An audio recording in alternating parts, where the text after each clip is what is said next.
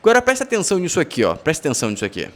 A atuação de ministros do Supremo Tribunal Federal fora dos autos passou a ser acompanhada com mais atenção nos últimos anos pelo debate público. Discussões sobre a presença de magistrados em eventos privados e encontros festivos com advogados que atuam na corte ampliaram o escrutínio sobre limites institucionais, éticos e principalmente sobre, pelo menos, parecer imparcial. Uma revelação hoje do jornal O Globo amplia esse horizonte porque pela primeira vez aparece, ainda no campo das alegações, uma suspeita de possível advocacia administrativa envolvendo o ministro Alexandre de Moraes.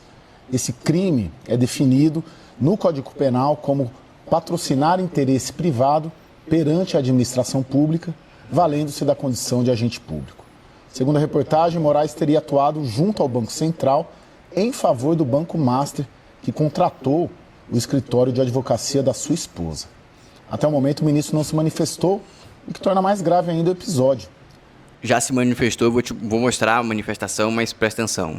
A ausência de posicionamento não implica por si só irregularidade, mas reforça o debate sobre transparência, conflitos de interesse e os limites da atuação de integrantes do Supremo.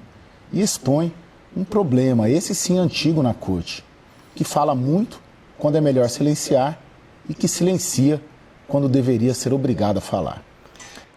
Vocês conseguiram entender que a pauta, o enredo para tombar o Moraes em 2026 está montado, né? Está montado. Como assim? Você precisa de um motivo para gerar um impeachment. Tem um motivo. O motivo está pronto. Eles criaram um monstro, usam enquanto é útil e depois fingem surpresa. Agora a própria mídia ensaia o descarte. Não é justiça, é cálculo. No sistema ninguém é aliado, só peça substituível. Alimentaram um monstro e agora querem cuspi-lo. Essa é a realidade. Moraes e a suspeita da advocacia administrativa. Meus queridos, interessante, né? E agora, só para você ter noção que existem jornalistas e jornalistas. E tem jornalista que é jornalista caro, que as fontes deles têm muitos dígitos. E esse é o caso, por exemplo, do Lauro Jardim, que é um indivíduo que poucas vezes teve a audácia de bater em ministro. E agora, por algum motivo, ele com a Malu Gaspar, decidiu ir para cima do Moraizinho. Em nota, Moraes tergiversa e não responde diretamente se conversou com Galípolo sobre o Master. Quase 24 horas depois de Malu Gaspar ter revelado que Alexandre de Moraes procurou... Por que ele demorou 24 horas? Eu vou te explicar. Ter revelado que Alexandre de Moraes procurou por telefone e pessoalmente o presidente do BC, do Banco Central, Gabriel Galípolo, para tratar de assuntos do Banco Master, que tinha um contrato de 129 milhões com sua mulher, Viviane Bassi. O ministro se pronunciou sobre o caso. Numa sucinta nota oficial de 97 palavras, Moraes preferiu não responder diretamente ao que foi publicado. Ontem, o ministro do STF, sobretudo, não negou que tivesse conversado com Galípolo sobre o Master. Tergiversou, ignorou o que era relevante. Isso aqui é o significado. Esclareceu, este foi o verbo usado por ele na nota, que reuniu-se com Galípolo em virtude da aplicação da Lei Magnitsky, e só. Moraes também não aproveitou a chance para esclarecer, para repetir o verbo usado por ele, o que quer que seja sobre o contrato de Viviane com o Master, que previa a defesa do banco em casos que viessem a ser instaurados no Banco Central, na Receita Federal, no CAD, no Ministério Público Federal e no Congresso Nacional. Eis a íntegra da nota do Xandinho. O ministro Alexandre de Moraes esclarece que, em virtude de aplicação da Lei Magnitsky, recebeu para a reunião o presidente do Banco Central, a presidente do Banco do Brasil, o presidente e vice-presidente jurídico do Banco Itaú. Além disso, participou da reunião conjunta com os presidentes das confederações nacionais das instituições financeiras, da FEBRABAN, do BTG e os vice-presidentes do Bradesco e do Itaú. Em todas as reuniões foram tratados exclusivamente assuntos específicos sobre as graves consequências da aplicação da lei, em especial a possibilidade da manutenção de movimentação bancária, contas correntes, cartões de crédito e débito. A grande realidade é a seguinte: se isso aqui fosse verdade e a Malu Gaspar estivesse mentindo, eu acho que ele tinha que processar a Malu Gaspar. Agora eu te pergunto, a Malu Gaspar vai ser processada? Não. Aí eu te pergunto outro ponto: o Xandão precisa de motivos essenciais para processar alguém? Não. Se ele não vai processar a Malu Gaspar e nem perseguir essa galera que tá batendo nele, por quê? Exatamente, porque esses indivíduos têm alguém muito forte por trás e provavelmente o Xandão sabe quem é. Mas presta atenção que nem todos têm tanta coragem. Olha o que a Daniela Lima fala com medo do Moraes. Muito, como disse o Sakamoto, ele é muito grave. E aí, como tudo que a gente diz poderá e será usado contra a gente no Tudo que a gente diz poderá e ser usado contra a gente no tribunal. Ele tá com medo de ir pro tribunal, Danizinha. Que isso? Ele é seu amigo, pô. tribunal, eu vou ser o mais meticulosa possível.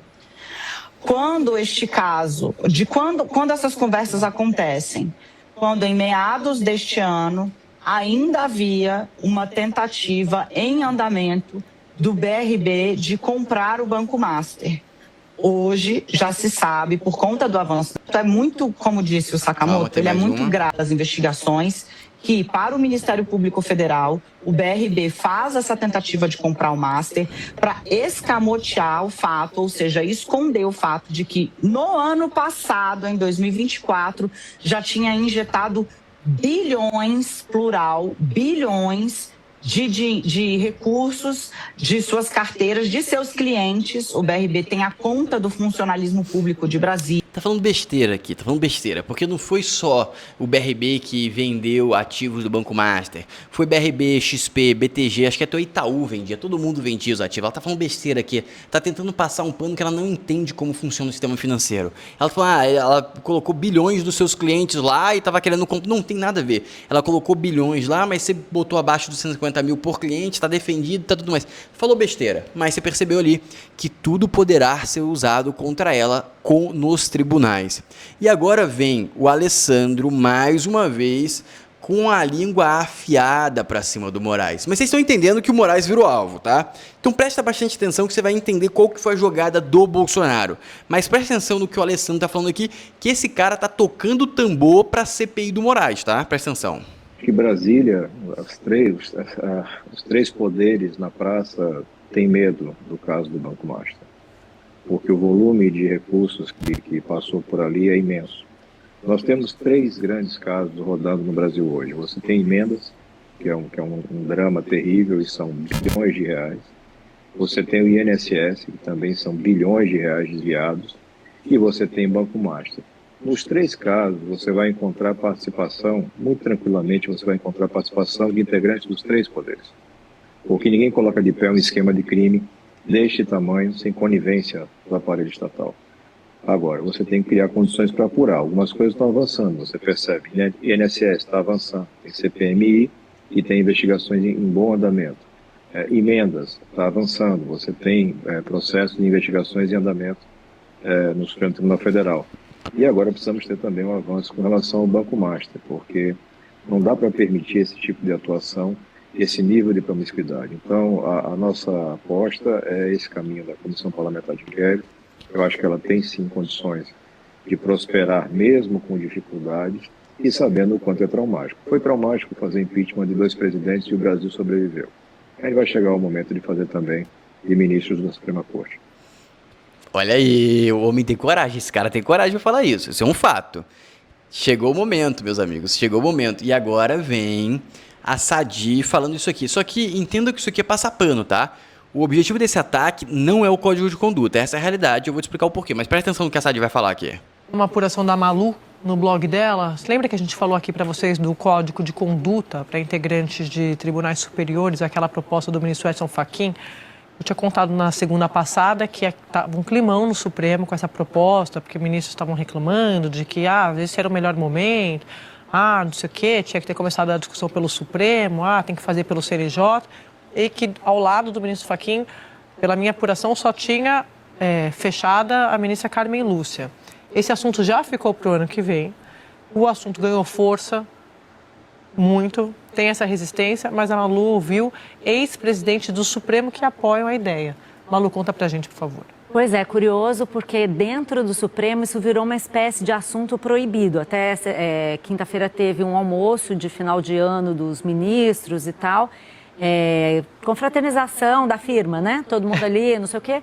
Não se falou desse assunto. Inclusive, ex-ministros foram convidados. Ali não se falou desse assunto, mas a gente procurou, o Rafael Moraes Moura, repórter da coluna, procurou todos esses ex-presidentes do Supremo, Aires Brito, Carlos Veloso, Celso de Mello, Marco Aurélio Mello e até a ministra Rosa Weber, que nunca fala, Sim. fez questão de mandar sua manifestação dizendo da importância desse código de ética, como isso é importante para fortalecer a imagem do Supremo, como é necessário que se tenha esse código de... Isso aqui é conversa para boi dormir. E não se esquece de curtir o vídeo e se inscrever no canal pra gente salvar o Brasil em 2026.